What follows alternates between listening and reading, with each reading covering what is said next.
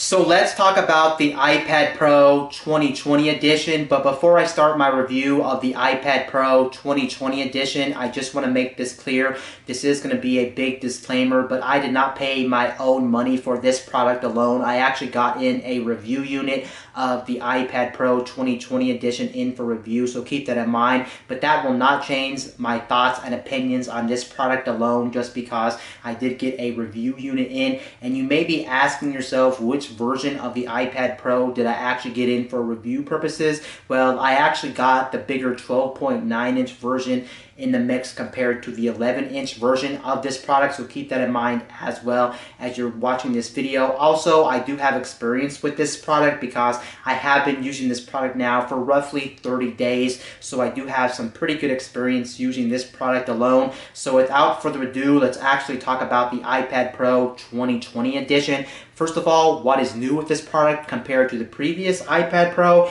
Well, unfortunately, I do have some bad news for you guys. There's not that much that's changed compared to the last iPad Pro. Pretty much everything's the same from the design of the iPad, from the screen of the iPad, from the speaker system from the iPad, from the refresh rate of the iPad. Pretty much everything is the same with this iPad compared to the last iPad Pro. However, there are some small differences between this one and the last one, which I do actually want to talk about right now. First of all models of the iPad Pro right now do actually get 6 gigs of RAM, whereas on the previous iPad Pro, not all models got 6 gigs of RAM. Only the 1 terabyte version did get 6 gigs of RAM, and all other models did get 4 gig of RAM. Is it really necessary? No, it's not necessary because most people won't even tell the difference from 4 gig of RAM to 6 gigs of RAM. We are talking about iOS here and not like a regular desktop class OS like Windows or Mac OS, so of course it's not that big a deal,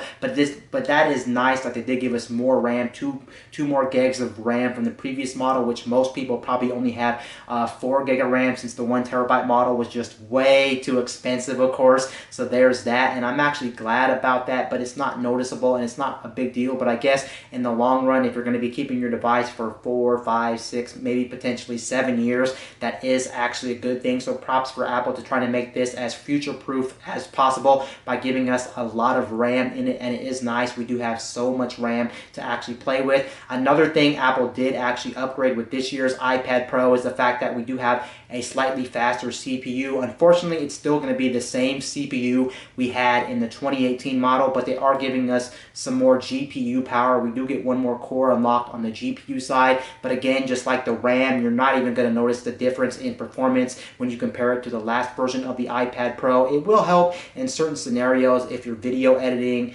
editing photos, or especially playing video games. That's where you're really going to be able to take advantage of that faster GPU core being unlocked. But for most people, it won't really make all that big a difference. But it is nice. This is a slightly faster iPad Pro, but when I mean slightly faster, it is only going to be slightly faster, and it's not going to be miles better than what you currently have or what you previously had on the 2018 version of the iPad Pro. And then one of the biggest key differences right away, you will notice if you flip this thing on the back, of course, you will be getting a much more better camera system here. Instead of having 1 camera on the back, you are going to be getting 2 cameras on the back with this year's iPad Pro. You will be getting a standard camera, and you will be getting an ultra-wide camera, so that is nice. But again, just like every other upgrade with this iPad, it's not that big a deal, since most people probably don't take pictures with their iPad Pro, since the iPad Pro is just a little bit way too big and things like that. And especially for me personally, as a person who's been using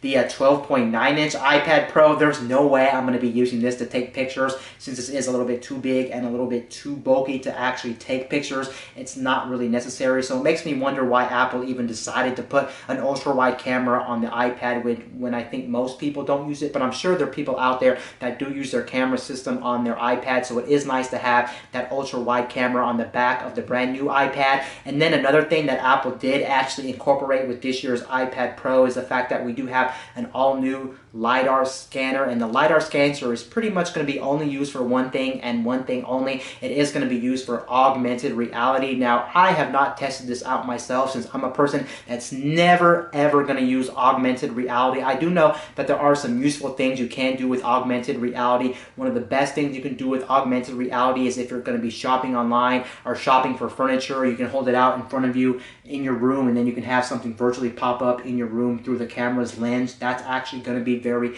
useful for people who are shopping, but for the most part, augmented reality is just something I'm personally not interested in. And then outside of that, that's pretty much all Apple changed as far as I'm aware with the brand new iPad Pro 2020 edition. And everything else that I'm about to talk about is going to be things that I'm experiencing for the first time since, let's face it, I never used the previous iPad Pro or any iPad Pro to date. Let's talk about one of the key big things about the iPad Pro that makes the iPad Pro line so freaking awesome is that Pro Motion display. And basically, if you're unfamiliar with the Pro Motion display, a Pro Motion display is pretty much a faster screen or a faster refresh rate on the screen instead of your standard 60 frames per second, which smartphones and tablets have been used to for many years. We finally have a 120 hertz display. Sure, the iPad Pros had it for quite some time now, but for me as a tech enthusiast and a tech consumer, I never actually used a fast refresh rate on any type of display when it comes to mobile technology. And honestly, I am freaking blown away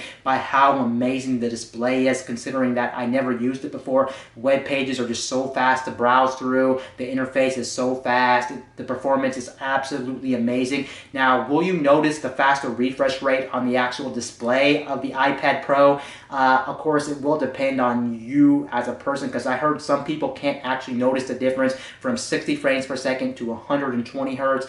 But I heard other cases, like for me, instantly I noticed the difference. And then the problem is also when I try to go back to a display that's only 60 hertz, especially when it comes to mobile technology, I start to notice all those frame rate problems, all the jitterness, the lagginess. It's not that bad, but it is going to be noticeable, and it does kind of suck because now I can't use my phone. Since I am using a phone that only has a slow refresh rate screen, I can't notice the differences pretty obviously, and it does suck. So unfortunately, it just depends on what type of person you are. So I suggest you trying this out and you make the decision for yourself if the ProMotion 120 hertz display is mind-blowing or not. The nice thing, regardless of you actually using the 120 hertz display for just browsing the tablet itself, browsing the internet, browsing the user interface, and making everything smooth, faster, silkier to actually use, is a lot of different applications on the store will utilize that 120 hertz display, whether you're gaming, whether you're video editing and stuff like that. Especially when you're video gaming, I do know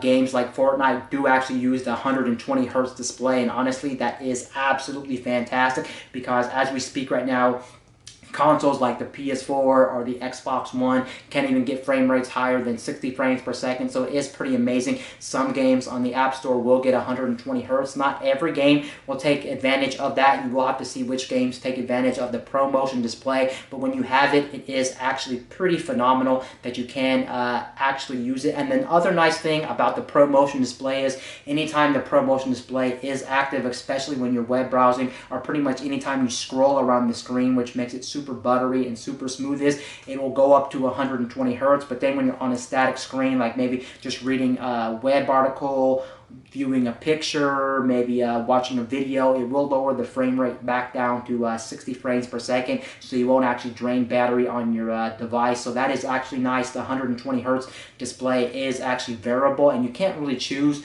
the refresh rate of the display. It's active at 120 hertz when you use it, when you're scrolling around the interface and web browsing and things like that again. And then when you're not using it and you're on a static image, it will be locked back to lower resolution to save battery. And that's something I actually do like, and that's something that makes the battery life on this thing pretty impressive as it is. Another nice improvement that I was super blown away with when it comes to the iPad Pro line is the fact that for a tablet, it does have amazing speakers. The speakers on this thing are the quad speaker setup. So basically, when you're holding it in landscape mode, if you watched it in landscape mode, when you're watching a video or doing anything in landscape mode, you do have 2 speakers on each side of the device. So 2 speaker cutouts on the left side of the device and 2 speaker cutouts on the right side of the device. And let me tell you, that does make for some amazing sound. I was actually blown away by how loud and how bassy this thing can actually get. It's not going to be mind-blowing, or it's not going to be as good as something like a Bluetooth speaker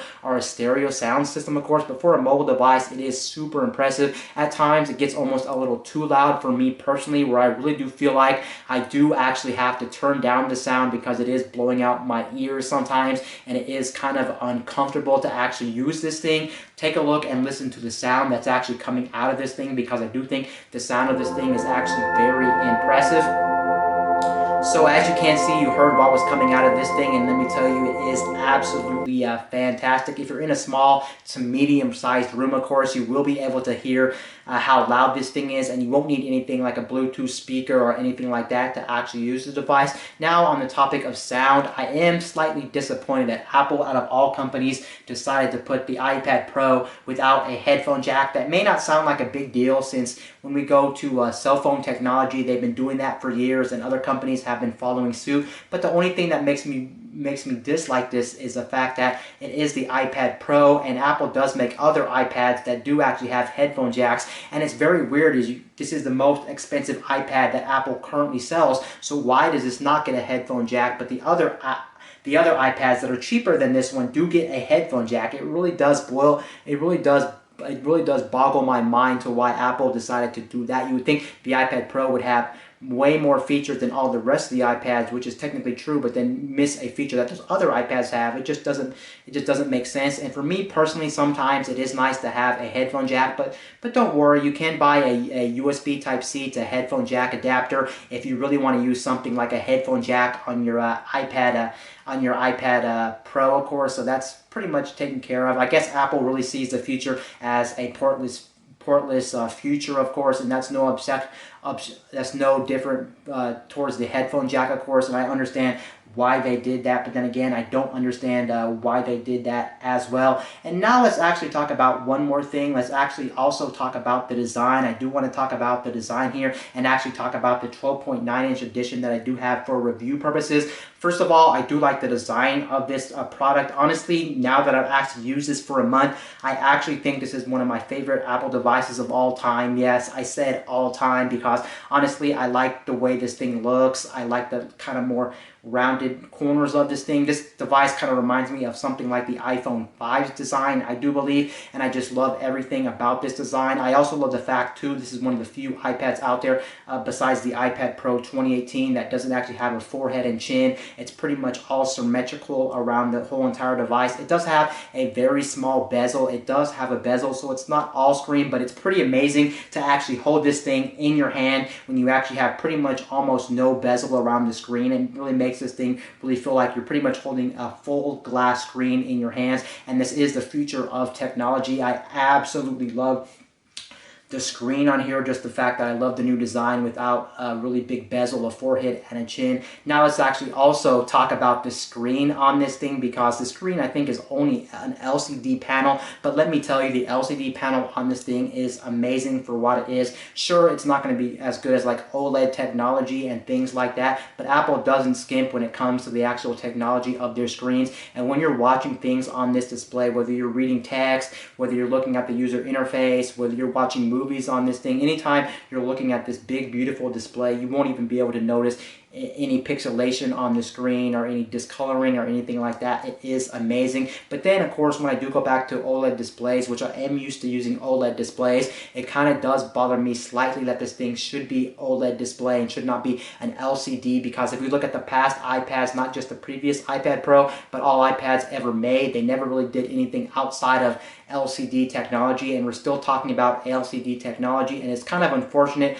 Also, considering Apple does actually use a OLED display on their newer iPhones, the iPhone Pro Max line, I do believe, they actually use OLED displays, and OLED displays are much more saturated. The colors pop more, but then a lot of people say they don't look realistic, of course. A lot of colors are just really fake on those, but we cannot deny that those displays are very rich and very colorful and just amazing displays, but we'll take what we can get here. And I think for most people, you won't be disappointed by the display on this thing. And one thing you may be wondering really quickly, since I did not touch on the fact that I did have an iPad Pro, or I did get the iPad Pro 12.9 inch version to actually review, I did actually want to mention that you may be wondering how this thing is to use, since it is extremely big. To be honest, it is 12.9 inches. Honestly, a lot of people will tell you on the internet, oh, this device is a very big device. It's pretty big. You get tired of holding it after a while. It's a little bit too big. The 11-inch model is a model to actually go for, but in my experience, I was told by everyone on the internet this thing's a little bit too big, a little bit too wieldy, and lo and behold, what happened when I actually used this device, I'm actually blown away by how big this device is, but yet how thin and how light this thing is to actually hold. This thing only weighs around 1 pound, and it's very thin as well. So even when you hold this thing for long periods of time, it's not the heaviest thing in the world, and it is actually very manageable. But what I will say is, at times, sometimes it does feel a little bit too clunky and a little bit too big for a lot of different scenarios where you would want an 11-inch tablet. But for me personally, I'm actually really glad with this size, because I do a lot of things like true multitasking with split screen view on iPad OS. I also use things like watching a lot of videos on this display. So by having that bigger display does mean things are going to be slightly bigger on the display. Also, videos will be bigger to actually watch, or all the experience will be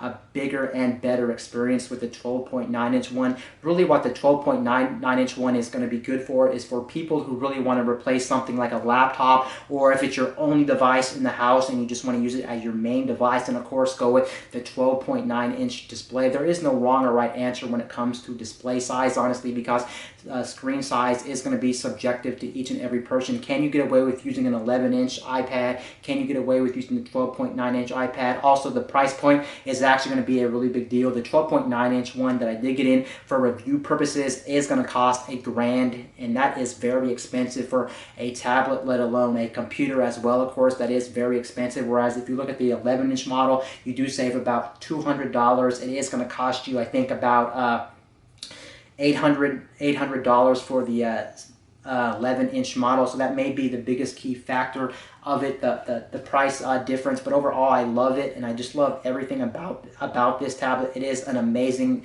tablet, and of course, this is the best tablet that Apple currently sells, and it is one of the best tablets money can actually buy. And the crazy thing is, with the iPad Pro specifically, that CPU in here is just so fast. It's almost better than a lot of different laptops on the market. Through benchmarks, through people just talking about it, overall it is an amazing device, and you won't go wrong with this device. I'm pretty sure if you buy this device, it's only a matter of if you want to spend the money for this device, or if you don't want to spend the money for the device, because you have to look at it this way. This is still just an iPad, and they do make other iPads that are cheaper, and all iPads theoretically do the exact same thing. It's just that the iPad Pro has a little bit more power and quality of life improvements that make this a better iPad than the rest of the iPad line. But at the end of the day, it's still an iPad, so keep that in mind if you're trying to buy an iPad Pro for yourself. An iPad is still an iPad, and a computer is still a computer, if that makes sense. But anyway, guys, this is Wayne from My Tech News,